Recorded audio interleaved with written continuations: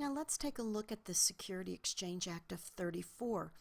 This one does not have quite the responsibility to the auditors that the one of 33 has. And this one deals with the securities, the trading of those securities after they have their initial issuance and they hit the secondary market. So the Securities Exchange Act of 1934 really is responsible for most of the stocks that are on the exchange today. And it really states the guidelines of the reports needed to be filed quarterly, annually, and requires reporting of significant events that change within the business.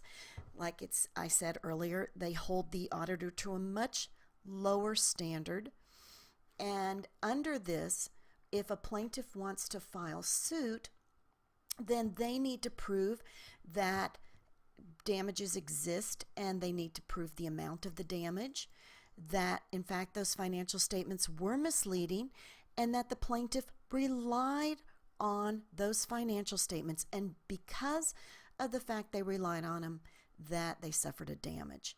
So just know that the requirements here are harder for the plaintiff in the Securities Act of 34 versus 33.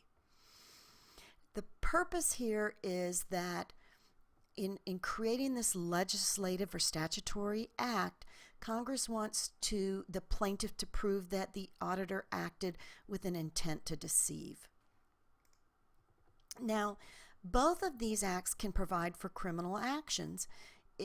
Auditors, as we've seen, can be fined as a result of wrongdoing with fraud. Now, we know that there are multinational CPA firms, and as a result of working with global or international companies, the liabilities are greater. I'm not going to worry about emerging liability issues, but one thing that is important is for you to note, as a result of the liability exposure, there are things that are required now with the auditors. Partners need to rotate who is running the audit or who's responsible for the audit. And so there is a rotation that's required to occur within an auditing firm for each business. And there are guidelines as to what types of non-audit services the auditors can provide to public company audit clients.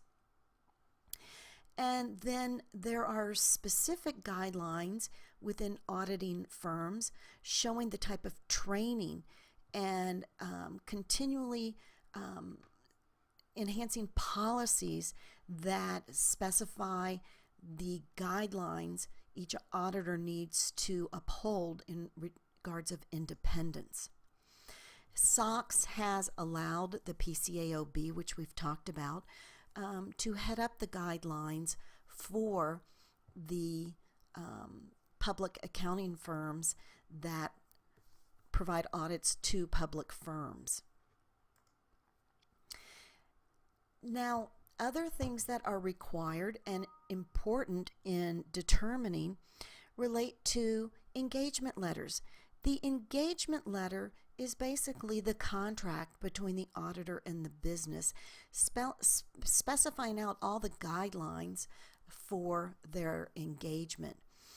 And it's important for the auditors to really pay attention to understanding the issues surrounding each business or client per se, and that they want to in fact accept that client, that they really do that research. Is this the kind of client we want, or is this the client we want to continue serving? And for auditors to know their limitations. Do they have the staffing to handle certain audits? Do they have the time? And ultimately, can they provide a quality audit with the resources that they have available to them. So I've really gone through all this in a huge, quick, timely manner. Be aware of looking at some of the guidelines as far as what does independence mean for an auditor or an audit firm, and what are the guidelines that would impair independence if they're working with a client. So there you have it. Feel free to email me if you have any questions on this chapter.